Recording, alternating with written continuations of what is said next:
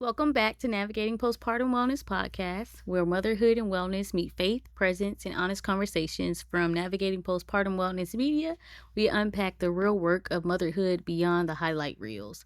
I'm your host, Dre Williams, writer, founder of Navigating Postpartum Wellness Media, and a mom of two. This space is for every mom who's carrying the weight of expectations but choosing to build softer, sustainable rhythms of wellness. Together, we'll talk about the inner work, breaking cycles, finding balance, and leaning into God's vision for your life. Because you're not just raising kids, you're raising the standard of living. If you have ever felt overwhelmed but deeply called to more, you're in the right place. Let's dive in.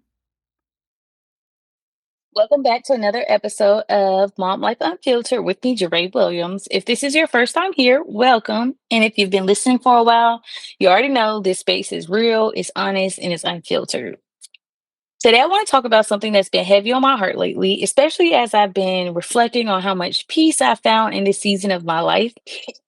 And that is this: I didn't stop going out because I got boring. I didn't stop leaving the house because I don't have options. I stopped wanting to escape because I curated a home that I actually enjoy being in. I think staying at home gets a bad reputation, especially for moms. People hear and think isolation, boredom, being stuck. But for me, staying at home is a choice. I could sit in my house for days only to run to the store and come right back. Not because I have to, but because my home feels peaceful.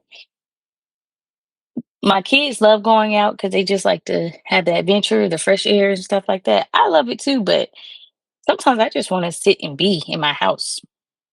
And I want to be clear. This has nothing to do with the square footage, money, or aesthetics you see on social media. It has everything to do with how your space makes your body feel. Let's be honest for a moment. A lot of moms don't actually want to go out. They want relief from noise, clutter, being needed every second, overstimulation, decision fatigue. Trust me, I get it.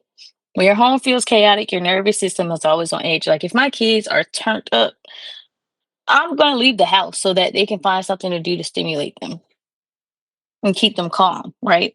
And then when we come back, they're like calmer. They're a whole different person. So of course you want to leave. Of course, Target feels therapeutic. Of course, driving in silence feels like self care because that, ooh, you know, if you drove in silence after having kids, it's just, ooh, that moment is just beautiful. But what if home didn't feel like another job? I've always been a homebody, even before kids. I love being home. I love quiet. I love having my own space where I could exhale, up to my exhale.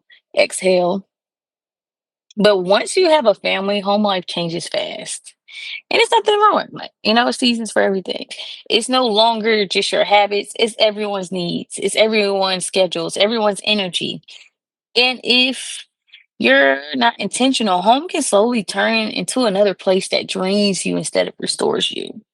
That's when I realized something. I didn't need a perfect home. I need a peaceful one. I'm gonna choose peace every time, okay?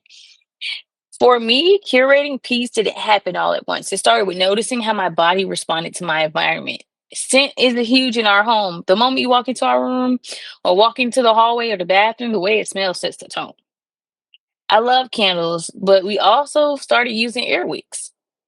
My husband especially loved those. It's such a small thing, but it makes the house feel calm. The second you walk in, it signals you're safe here. You can slow down. Like we were in Sam's the other day and we bought a big pack of them. And we were like, yeah, I'd rather buy this big old pack than keep running to the store for the small baby packs because when I walk into a room, I want to smell fresh. I want it to have a scent to it. And I know it depends on the person. That's for me personally, okay? But then we just started thinking about how we actually use our spaces. In our room, we didn't just want a place to sleep. We wanted a place to rest. We wanted a place to where we can chill and then read our books or just sit together and have a conversation. We want a place to just be able to sit and write or look out the window. Whatever we do, we want zones in there so that we can have different options. We even put a small refrigerator in our room, not because it's fancy, but because it's functional. We have like water, fruit, things we want nearby so we don't have to keep leaving the room to meet basic needs. Like sometimes we have like little carrots in there. Okay, because sometimes I just don't even.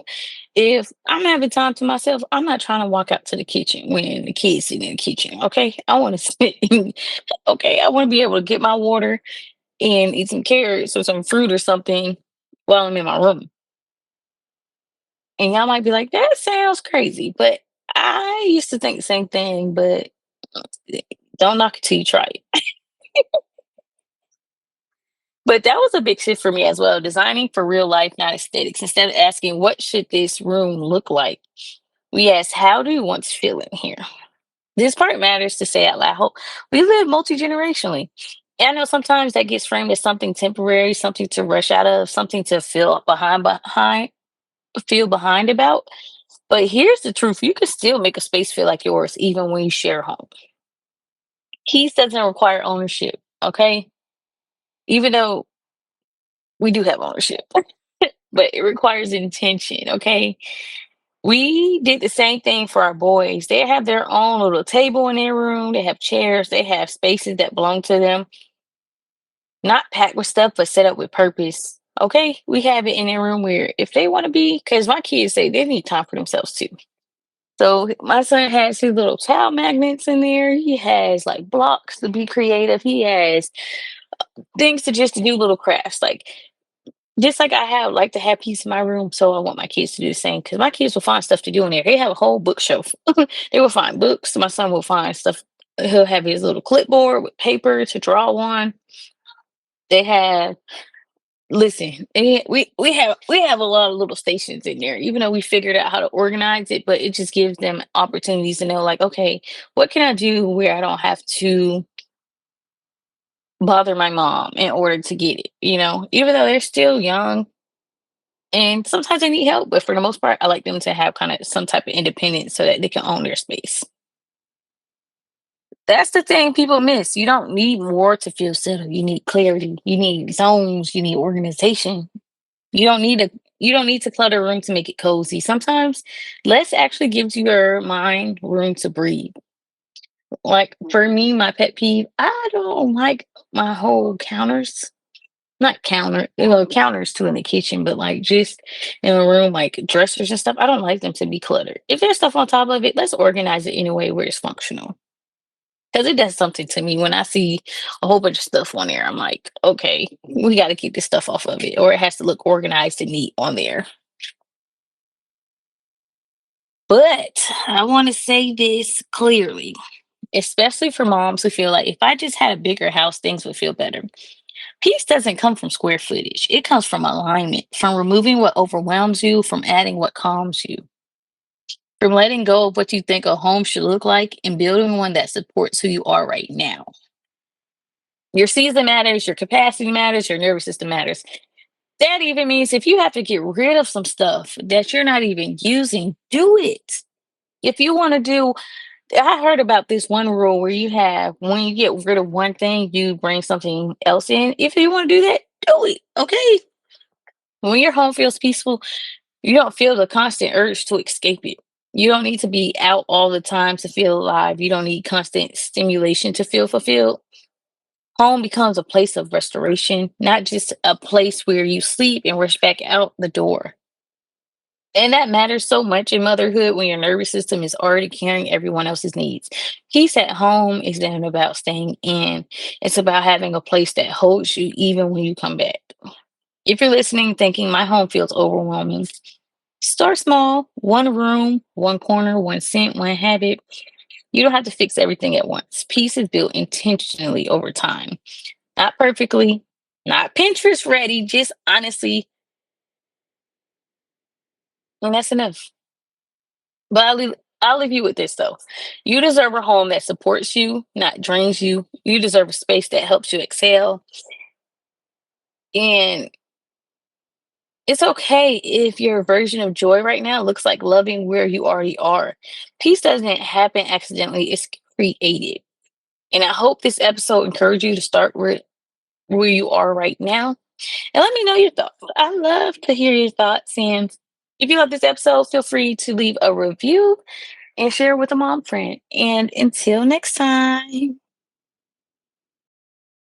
Thanks for spending time with me on Navigating Postpartum Wellness. If this episode spoke to you, I'd love for you to leave a review and check out the resources linked in the show notes, from quick wellness guides to my membership community, the Aligned Mama Collective, or better yet, come join me inside the Aligned Mama Collective, a space where moms like you are choosing faith, rest, and presence over hustle. Don't forget to subscribe so you never miss a new conversation. And if this episode encouraged you, share it with a friend who might need it too. I'll see you next time.